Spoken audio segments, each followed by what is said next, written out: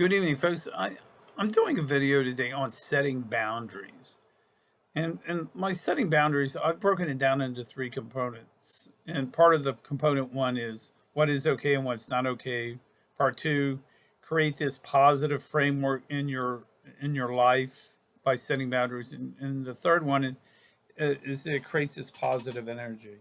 And the first part I want to talk about when you set a boundary is what is okay. For instance, if you're dating someone and you're not a big drinker and they know that they don't like you to drink and they drink and you don't like them drinking and they want to drive home with them drinking and you say no, I'm not, I'm taking you home, and that's it, because what you're doing there is you're setting that boundary. That is okay to set that boundary, because then what that does is create a healthy relationship with somebody. Now, if you say, well, you him haul around, and him haul, it really shouldn't use it. If you're kind of, you know, open minded, or you don't follow through on your boundaries or set your boundaries with your person or your friendship with people, then your relationships are not really genuine, and they're all over the map, and this can lead to a lot of problems in the future. So so setting boundaries is a good way to have a healthy, positive relationship, not only with your significant other, but also with your close friends. For instance, I set boundaries about things I don't want to hear. Uh, Family and friends, I even set boundaries with my daughters, and they tell me something. I say, I really do not want to hear that. That is between you and your mother. So I set these healthy boundaries. And there's other instances where I set boundaries with people because it develops a positive relationship. And maybe in the next couple of days, I'll do something about relationships. The second one, what is not okay? And what is not okay about boundaries is not setting any boundaries.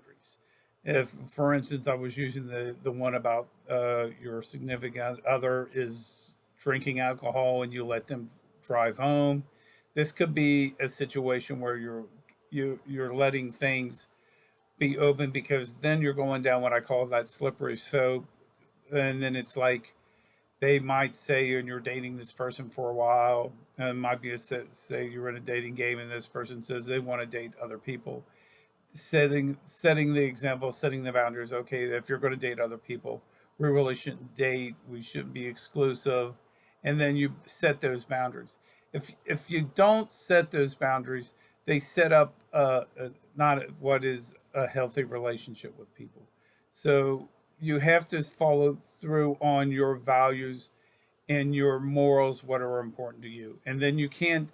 Your significant other, or your friendship with somebody has to understand that what you're doing here is you're setting your boundaries, and this is part of what some people will call an alpha male, a sigma male, somebody that's not a omega male, or an individual that's passive aggressive, that that doesn't set boundaries, and you have to always set boundaries to have healthy relationships.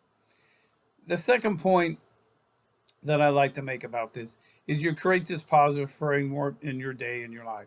So once you set boundaries throughout your day, for instance, I was selling a futon that I wanted to get out of the office because number one, I didn't want it. Number two, I don't know where the situation is in 3 or 4 months where I'm going to live, and I'm trying to downsize things. So the point on that was I had like 4 or 5 people just IM me about the futon. I made like 2 or 3 comments to people. The first one that shows up will get the futon. So I'm not going to sit in my office all day, which I was going to do anyway because I had realtors show up at the building.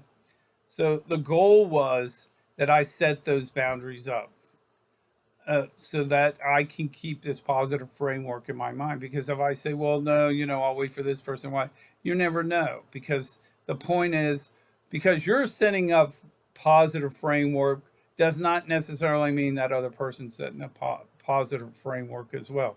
So in other words, this is like I said before, a relationship.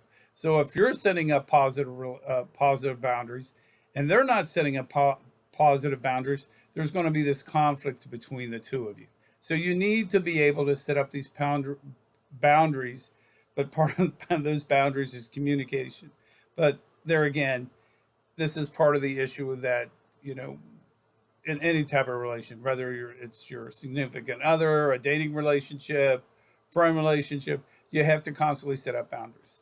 And the third thing that I always like to say is this creates positive energy. So once you set these into footwork, these boundaries, it it will follow suit, especially like myself, who's either Sigma male, an ENTP, Briggs Meyer personality. That what this does is it keeps my mind in a positive set because there are certain goals and agendas that I need to accomplish through the days, and once I set those boundaries, I don't compromise those boundaries, and that's happens to a lot of people in relationships, and kind of not kind of does ruin their day because they compromise on their values. So if you have a boundary that you're very strong about, like you don't like people to be late, then you need to be very punctual at events uh, for that to occur. Or you, for instance, you don't like your significant other drinking. You need to set these boundaries before you start dating because that's important to set these boundaries because it creates a healthy relationship.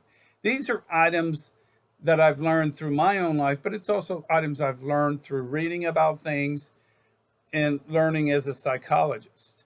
So, anyway, food for thought for today. And remember, when you set boundaries, the three key aspects are number one, and that one is what is okay and what is not okay. Two, this creates a positive framework in your mind and it puts a positive framework throughout the day.